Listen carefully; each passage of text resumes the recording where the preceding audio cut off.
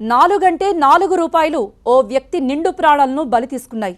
అవును, ₹4 చిల్లర కోసం జరిగిన గొడవలో 4 రోజుల్లో కానిస్టేబుల్ ఉద్యోగంలో చేరాల్సిన యువకుడు ప్రాణాలు కోల్పోయాడు.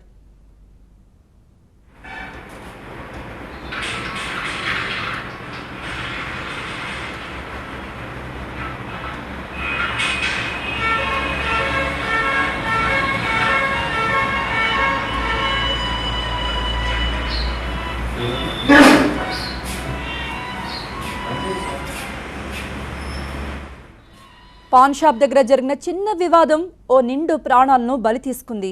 హైదరాబాద్ హయత్ నగర్లో ఈ సంఘటన జరిగింది. హయత్ నగర్కు చెందిన రాజేష్ అనే యువకుడు మద్యం సేవించి రోడ్డు పక్కన ఉన్న పాన్ షాప్ దగ్గరకు వచ్చాడు. పాన్ షాప్లో సిగరెట్లు కొన్నాడు. పాన్ షాప్ యజమానికి రాజేష్కి మధ్య ₹4 చిల్లర విషయంలో గొడవ జరిగింది.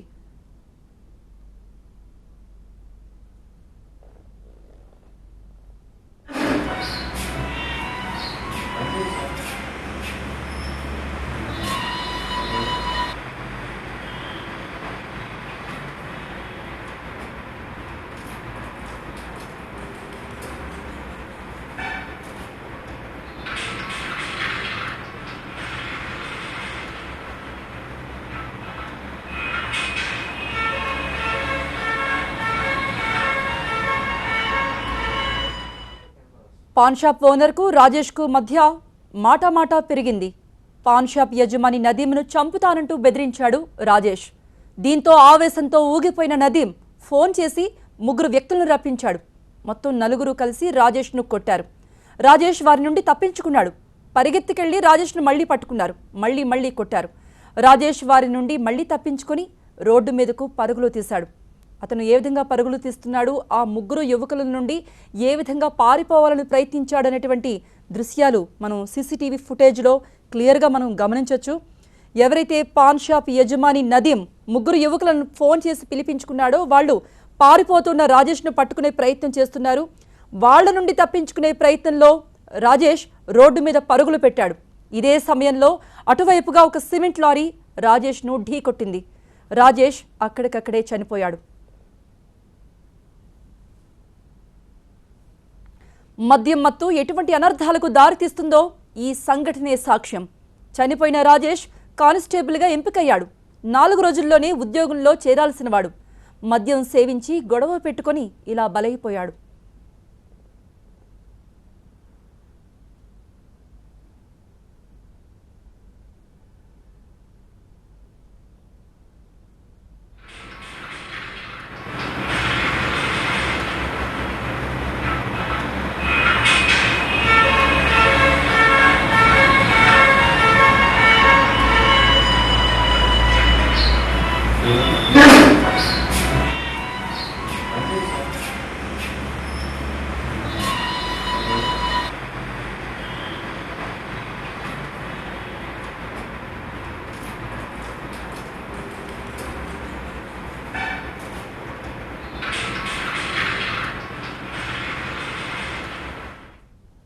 మొదట పోలీసులు దీనిని రోడ్డు ప్రమాదంగా భావించారు. సీసీ ఫుటేజ్ పరిశీలించిన తర్వాత పోలీసులకు అసలు విషయం తెలిసింది. పాన్ షాప్ యజమాని నదీంతో పాటు అతని స్నేహితులు 3 కూడా పోలీసులు అరెస్ట్ చేశారు.